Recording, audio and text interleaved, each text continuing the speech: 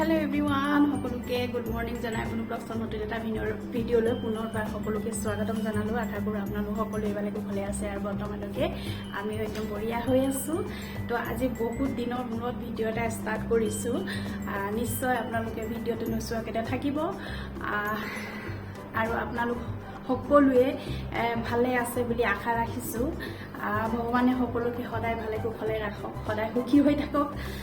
মানুহৰ জীৱনটো কিনো আৰু আজি আছে কাইলৈ নাই, যিমান দিন আমি জীয়াই থাকো সবে একদম ভালদৰে এনজয় কৰি থাকিব লাগিব। লাইফত একোৱে নাই, হয় নাই? তো ভিডিঅ' বনাবলৈ একদম সময় নোহোৱা নিচিনা হৈ গৈছে। আজিকালি ভিডিঅ' দিবই নোৱাৰো কাৰণ কৰ্মজীৱনত ইমানেই ব্যস্ততা হৈ গ'লো। ভিডিঅ' বনাবলৈ মন যায় আপোনালোকৰ আগত ভিডিঅ'বোৰ এৰি দিবলৈ, কিন্তু সময়ৰ নাটনি খুবেই। সেয়ে ভিডিঅ' এটা দুটা শ্বৰ্ট ক্লিপ কেতিয়াবা লোৱা হয়, কিন্তু লাষ্টত গৈ এডিট কৰিবলৈ সময় নোহোৱা নিচিনা হৈ যায় আৰু তেনেকৈ থাকি যায়। কিন্তু ৰীল কেতিয়াবা সময় পালে এটা দুটা তেনেকৈ বনাই দি আছোঁ, হয়তো আপোনালোকে চাইও আছে। তো আজি ভিডিঅ'টো একদম ইনফৰ্মেটিভ ভিডিঅ' এটা লৈ আপোনালোকৰ মাজলৈ আহিছোঁ। ভাবিলোঁ যে মই জনা কিছুমান কথা আপোনালোককো জনাই দিম। মানুহৰ জীৱনত কেতিয়া কি হয় কোনেও ক'ব নোৱাৰি। তো মোৰ এই ভিডিঅ'টো চাই হয়তো কোনোবা নহয় কোনোবা কেতিয়াবা কোনোবা এক মুহূৰ্তত হয়তো হেল্পফুল হ'ব বুলি মই ভিডিঅ'টো দিবলৈ ওলাইছোঁ। মোৰ এই ভিডিঅ'টো চাই আপোনালোকে উপকৃত হ'ব, আপোনালোকৰো অকণমান সহায় হ'ব বুলি মই আশা ৰাখিছোঁ। সেয়ে মই আপোনালোকৰ মাজলৈ লৈ আহিছোঁ। তো যি কি নহওক, সুধীৰ বেংগলোৰৰ পৰা পুনৰবাৰ মোৰ চেনেললৈ আপোনালোকক সকলোকে পুনৰবাৰ স্বাগতম জনালোঁ। তো মই আছোঁ বৰ্তমান বেংগলোৰত। তো বেংগলোৰত ক'ত আছোঁ, কি কথা, মই সকলোবোৰ আজি আপোনালোকৰ মাজলৈ মই জনাই যাম। তো ভিডিঅ'টো একদম স্কিপ নকৰাকৈ চাই থাকিব, আৰু যদি ভিডিঅ' চাই ভাল পায় লাইক এটা দিব, কমেণ্ট কৰিব, আৰু মোৰ চেনেলটো প্লিজ ছাবস্ক্ৰাইব কৰি দিব, অকণমান মৰম দিব। কণ্টিনিউ ভিডিঅ'বোৰ দিব নোৱাৰোঁ, তাৰ বাবে দুখিত, কিন্তু চেষ্টা কৰিম সপ্তাহত 3টা বা 2টা হ'লে ভিডিঅ' দিবলৈ। তো আপোনালোকে চাব বুলি আশা ৰাখিছোঁ। তো এতিয়া মই বেংগলোৰত ক'ত আছোঁ, মেইন কথালৈ আহোঁ। ক'ত আছোঁ বুলি ক'বলৈ যাওঁতে প্ৰথম কথা, মই বেংগলোৰত আছোঁ Shri Shri Ravishankar Ayurvedic hospital and research centre. তো মই আজি ইয়াতে আজি প্ৰায় 18 ডেইজ হ'ল। তো এই 18 ডেইজৰ অভিজ্ঞতা মই আপোনালোকক অকণমান জনাবলৈ মন গ'ল। মই জনা কিছুমান কথা আপোনালোককো জনাম বুলি ভাবিলোঁ। তো প্ৰথম কথা আহি পৰে, হস্পিটেলখন বেংগলোৰত কোনটো জেগাত অৱস্থিত। প্ৰথম কথা সেইটোকে ক'বলৈ লৈছোঁ। হস্পিটেলখন বেংগলোৰত, চাউথ বেংগলোৰত আছে হস্পিটেলখন। কনকাপাৰা মেইন ৰোড, উদয়পুৰা বুলি জেগা এডোখৰত হস্পিটেলখন অৱস্থিত। আপোনালোকে ইয়াৰ যোগে আহে যদি, তেতিয়া প্ৰায় এয়াৰপৰ্টৰ, বেংগলোৰ এয়াৰপৰ্টৰ পৰা 61 কিলোমিটাৰ দূৰত হস্পিটেলখন আছে। অকণমান ছাইডত আছে। বেংগলোৰ চিটি আপোনালোকে পাৰ হৈ অকণমান আগলৈ গুচি আহিব লাগিব। তো এয়াৰপৰ্টৰ পৰা আপোনালোকে হস্পিটেল পাওঁতে আমাক প্ৰায় 2 ঘণ্টা সময় লৈছিলে। তো 2 ঘণ্টা মূৰত আমি আহি হস্পিটেলখনত উপস্থিত হৈছিলোঁ। তো ফাৰ্ষ্ট অফ আমি সেইদিনাখন, যিহেতু আমাৰ ফ্লাইট ইভিনিং 4:30ত আছিলে, তো আমি 7:50ত লেণ্ড কৰিছিলোঁ বেংগলোৰ এয়াৰপৰ্টত। তো ভাবিলোঁ যে ৰাতিটো অচিনাকি জেগা, সেয়ে হস্পিটেল এখন আহিবলৈ আমি মন নকৰিলোঁ। আৰু এয়াৰপৰ্টৰ ওচৰতে ঘৰৰ পৰা আমি অনলাইন যোগে হোটেল এখন বুক কৰিছিলোঁ। তো আমি আহি সেই ৰাতিটো আমি তাতে হোল্ড কৰিছিলোঁ আৰু পিছদিনাখন আমি ৰাতিপুৱা 8টা বজাৰ তাৰ পৰা আমি হস্পিটেলমুখে যাত্ৰা কৰিছিলোঁ। তো আমি আহি ইয়াত প্ৰায় 2 ঘণ্টাৰ ওচৰা-ওচৰি হৈছিলে আমি ইয়াত আহি পাইছোঁ। তো ছেকেণ্ড কথা, মই ইয়াৰ বিষয়ে কেনেকৈ গম পালোঁ, গম পোৱাটো 1 বছৰ 2 বছৰ আগৰ পৰাই গম পাই আছিলোঁ, কিন্তু তাৰ উপৰিও বিশেষ ব্যক্তি এজনৰ থ্ৰু দি আমি ইয়াত আহিবলৈ আজি আহি পাইছোঁ। তো ক্ৰেডিটটো প্ৰথম মই তেওঁক দিব বিচাৰোঁ, যিয়ে মোক ইয়াৰ বিষয়ে সবিশেষ জনাইছিলে। তো সেইজন ব্যক্তি হ'ল মৰমৰ জ্যোৎস্না বা ইয়ে সকলো কথা ইয়াৰ বিষয়ে মোক অৱগত কৰাইছিলে। তেওঁৰ মুখৰে মই ডিটেইলছ সকলোবোৰ গম পাইছিলোঁ, কাৰণ জ্যোৎস্না বা অলপ দিনৰ আগত 2 বছৰমান আগত ইয়াত আহি ট্ৰিটমেণ্ট কৰি তেওঁ গৈছিলে আৰু তেওঁ ইয়াত ট্ৰিটমেণ্ট কৰাৰ পিছত বহুতো সুফল পাইছিলে। সেয়ে মোক তেওঁৰ কৈছিলে যে তুমিও এবাৰ তাত গৈ আহা বুলি। তো তেওঁৰ উপদেশ মৰ্মে আজি আমি আহি ইয়াত উপস্থিত হৈছিলোঁ। তো থেংকছ জ্যোৎস্না বা, আপুনি ইমান ভাল এখন হস্পিটেলৰ এডভাইচ দিয়াৰ কাৰণে আপোনাক অন্তৰৰ পৰা ধন্যবাদ জনাইছোঁ। তো তাৰোপৰি দ্বিতীয়তে মই গুগলছত চাৰ্চ কৰি ইয়াৰ বিষয়ে সবিশেষ মই লৈছিলোঁ ডাটা। তাৰ পৰাই মই হস্পিটেলখন ৰিচিপশ্যনৰ ফোন নম্বৰটো কালেক্ট কৰি মই হস্পিটেললৈ ফোন কৰিছিলোঁ। ফোন কৰাৰ পাছত তেওঁলোকৰ পৰা আৰু কিছুমান কথা জানিব পাৰিছিলোঁ। তেনেদৰে তেওঁলোকে যোগাযোগ কৰি দিলে ডক্টৰৰ লগত। তো ডক্টৰৰ লগত তেনেকৈ কনচাল্ট কৰি ফোনত কথা পাতিছিলোঁ, অন কলত ডক্টৰৰ লগত কথা পাতিছোঁ, ৰিপৰ্টবোৰ মেইল যোগে ডক্টৰক আমি পঠিয়াই দিছিলোঁ। তেনেকৈ আমি কথা পাতি আমি ইয়াত আহিছিলোঁ। ডক্টৰৰ উপদেশ মৰ্মে এডভাইচ ক্ৰমে আমি ইয়াত আহি উপস্থিত হৈছিলোঁ। তো অলৰেডি আমি অহাৰ আগতে তেওঁলোকে আমাৰ ফাইলটো বনাই ৰেডি কৰি থৈছিলে। সেয়ে আমি অহাৰ লগে লগে আমাক এডমিশ্যন কৰিবলৈ একদম সহজ হৈ গ'ল। তো তাৰপিছতে ইয়াত আহি পোৱাৰ পিছত আপোনালোকে কি কৰিব লাগিব। তো ইয়াত এই আয়ুৰ্বেদিক হস্পিটেলখনলৈ আহিবলৈ হ'লে আজি OPD দেখাম, কাইলৈ 2 দিনৰ পিছত ঘৰলৈ ঘূৰি যাম, সেই বুলি আপোনালোকে আহিব নোৱাৰিব। ইয়াত আহিবলৈ হ'লে আপোনালোকে অকণমান টাইমিং লৈ আহিব লাগিব, কাৰণ আয়ুৰ্বেদিক ট্ৰিটমেণ্টটো অলপ দীঘলীয়া প্ৰচেছ। তো এল'পেথিকৰ নিচিনা নহয় যে আজি দেখাইছোঁ, ৰিপৰ্ট কৰিছোঁ, কাইলৈ ঘৰলৈ গৈছোঁ, মেডিচিন খাইছোঁ, তেনেকুৱা টাইপৰ নহয়। যে আয়ুৰ্বেদিক ট্ৰিটমেণ্ট অলপ দীঘলীয়া প্ৰচেছ। সেয়ে ইয়াতে হস্পিটেলখনতে থাকি আপুনি ট্ৰিটমেণ্টটো কৰিব লাগিব। তো সেয়ে ইয়াত আহিবলৈ হ'লে কমেও 10-12 দিনৰ টাইম লৈ আপোনালোক ইয়াত আহিব লাগিব। তো আমাৰ প্লেন আছিলে, আমি ঘৰৰ পৰাই 15 দিনৰ প্লেন কৰি আমি ইয়াত আহিছোঁ। আগৰ পৰা আহিবলৈ মন গৈ আছিলে, কিন্তু সময় সুবিধা মিলা নাছিলে, তেনেকৈ থাকি গৈছিলে। তো এইবাৰ ভাবিলোঁ নহয়, এবাৰ যাওঁৱেই আৰু, সেই বুলি আমি এইবাৰ গুচি আহিছিলোঁ।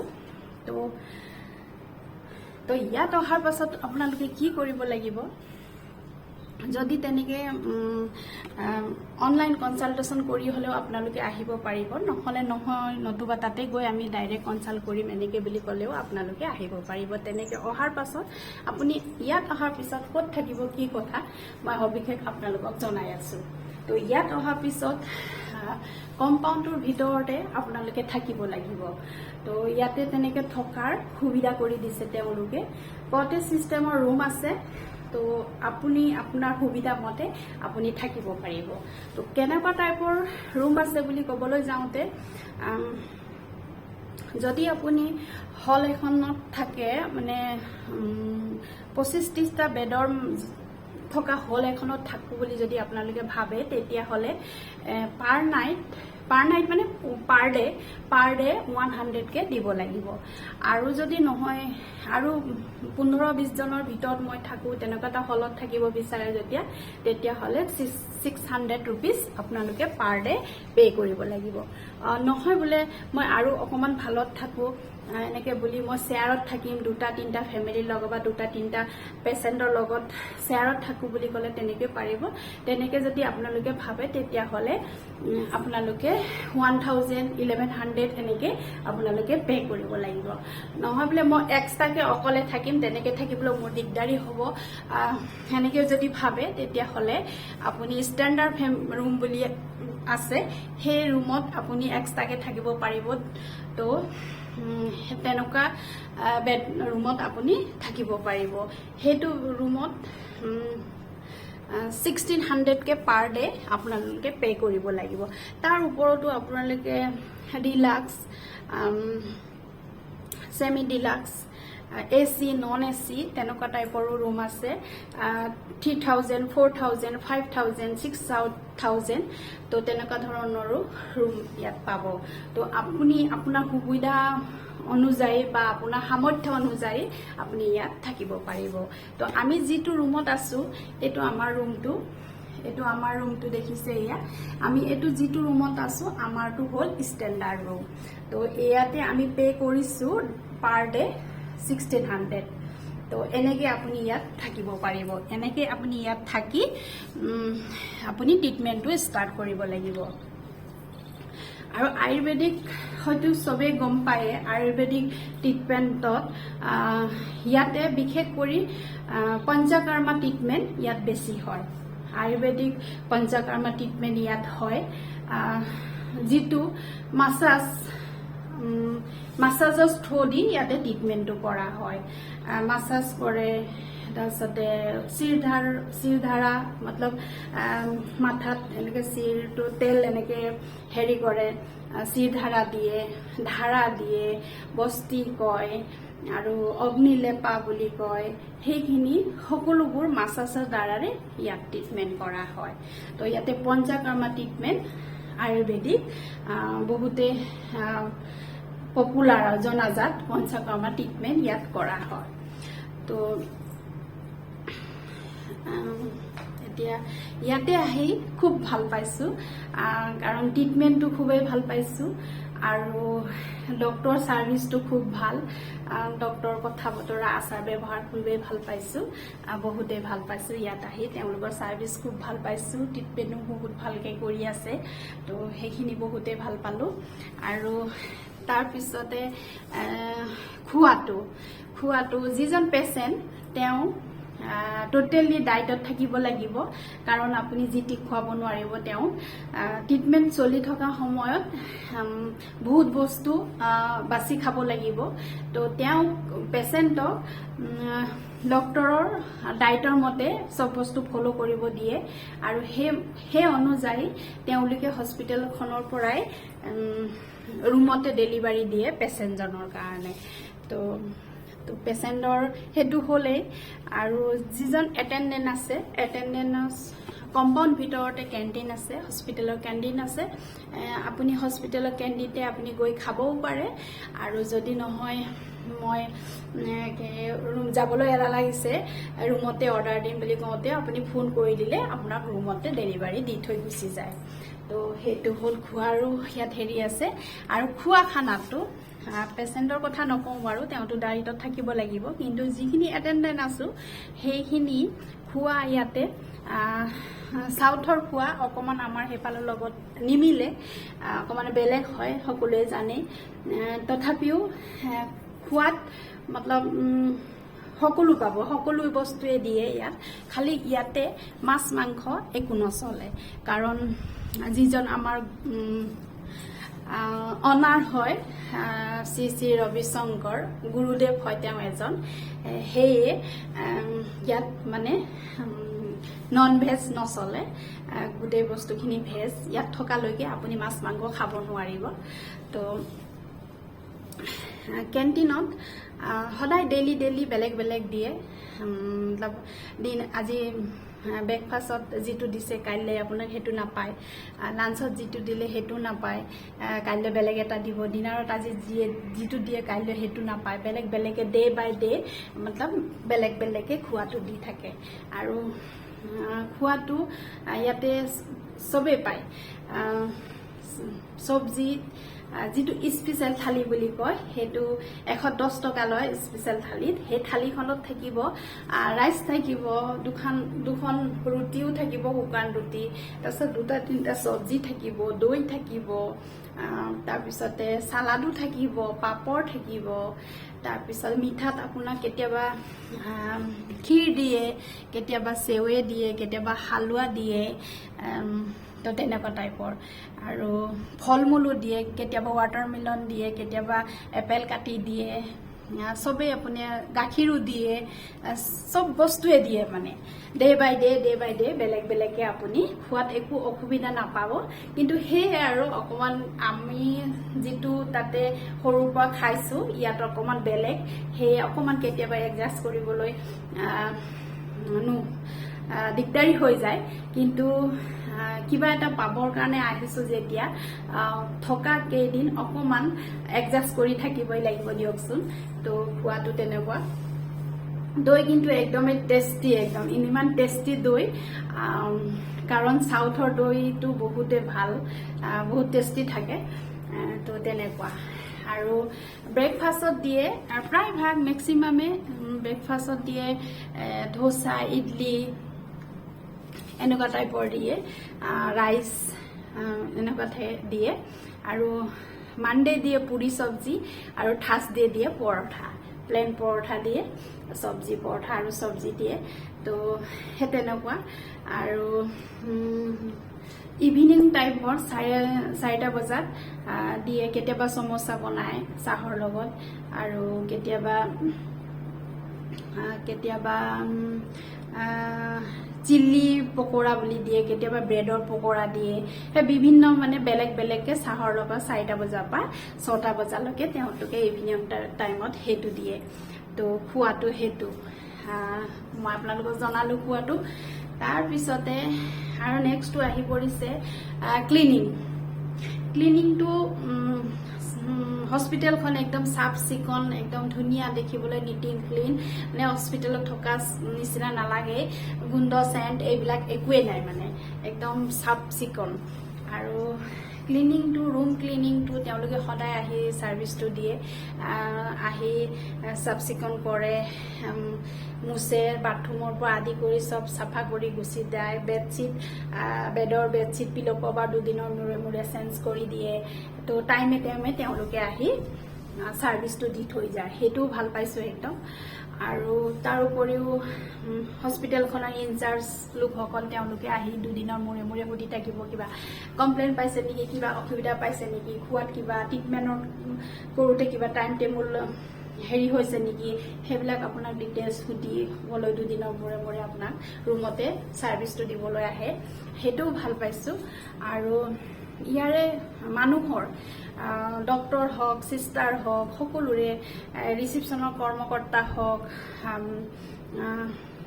হাউচকিপিংবোৰ হওক, সকলোবোৰ এওঁলোকৰ আচাৰ ব্যৱহাৰ, মাত কথা সকলোৰে একদম ভাল লাগিছে। মানে সকলোৱে মানে ইমান ভালদৰে ব্যৱহাৰ পাতি কৰে, মানুহৰ ব্যৱহাৰ পাতিটোৱে মেইন ন, তো সেইবিলাক বহুতে ভাল পাইছোঁ। সেইখিনি হ'ল। আৰু মেইন হ'ল জেগাডোখৰ এনেকুৱা আছে নহয়, একদম চবফালে গ্ৰীনেৰী আছে, সেউজীয়া চবফালে, ধূলি বালি পলিউশ্যন, গাড়ীৰ হাল, মানে হুলস্থুল পৰিৱেশ, গাড়ীৰ মাত পেঁ এইবিলাক একোৱেই নাই, একদম শান্ত একদম পৰিৱেশ, চবফালে সেউজীয়া কি ভাল, মানে বতাহ বলি থাকে একদম, আৰু একদম মানে ফ্ৰেছ গুৱাহাটীৰ নিচিনা তেনেকুৱা এটা চিটিৰ পৰা আহি একদম ইয়াত ব্ৰেইনে একদম ৰিলেক্স হৈ আছোঁ। মানে কাৰণ আমাৰ তাতেতো বহুতে হাই হাল্লা, ট্ৰেফিক জাম, ভিৰ, পলিউশ্যন, তেনেকুৱা এটা জেগাৰ পৰা আহি একদমেই ভাল পাইছোঁ। বেলেগ এটা পৃথিৱীত থকা নিচিনা অনুভৱ এটা হৈ আছে। তো তেনেকুৱা তাৰ ফ্ৰেছ হাৱা ৰাতিপুৱা গধূলি একদম ধুনীয়া বতাহ মাৰি থাকে আৰু বাহিৰত বহিবৰ কাৰণে আপোনালোকক পাৰ্কৰ নিচিনা বনাই দিছে তাতে আপুনি ৰুমত যদি আমনি পায় তাতে গৈ আপুনি বহি কথা পাতি থাকিব পাৰে কাৰোবাৰ লগত এনে বতাহ খাই থাকিব পাৰে তেনেকুৱা চিষ্টেমে কৰি দিছে গোটেই কম্পাউণ্ডটো বহুত মানে ডাঙৰ আছে কম্পাউণ্ডটো আৰু ওচৰতে মানে চবফালে গ্ৰীনেৰী সেউজীয়া একদম এনেই ভাল লাগে দিয়কচোন তেনেকুৱা এটা পৰিৱেশত থাকি তো সেইখনো ভাল পাইছো তো আৰু তো এতিয়া মই ভিডিঅ'টো বহুত দীঘল হ'ল অলৰেডি 20 মিনিটৰ ভিডিঅ' হৈ গৈছে তো আপোনালোকে একদম স্কিপ নকৰাকে প্লিজ ভিডিঅ'টো শেষলৈকে চাব তো এতিয়া মই আপোনালোকক থুলমূলত মই এইখিনি আপোনালোকক জনালো তো এতিয়া মই গোটেই হস্পিটেল কম্পাউণ্ডটো আপোনালোকক দেখাম হস্পিটেলখন দেখাম ৰিচিপশ্যনিষ্ট দেখাম তাৰপিছতে কেণ্টিন দেখাম ফাৰ্মাচী দেখাম গোটেই কম্পাউণ্ডটো দেখাম তো একদম ভিডিঅ'টো স্কিপ নকৰাকৈ আপোনালোকে চাই থাকিব আৰু যদি চাই ভিডিঅ'টো ভাল পায় লাইক এটা দিব কমেণ্ট কৰিব আৰু মোৰ চেনেলটো প্লিজ ছাবস্ক্ৰাইব কৰি দিব তো বলক এতিয়া আমি হস্পিটেলখন চাওঁ আৰু আমি যিটো ৰুমত আছোঁ মই ৰুম টুৰ দিবলৈ চেষ্টা কৰিম সকলোবোৰ মই এভৰিথিং আপোনালোকক মই দেখাই যাম ভিডিঅ'টো একদম শেষলৈকে চাই থাকিব আৰু অকণমান মৰম দিব তো লগ পাই আছোঁ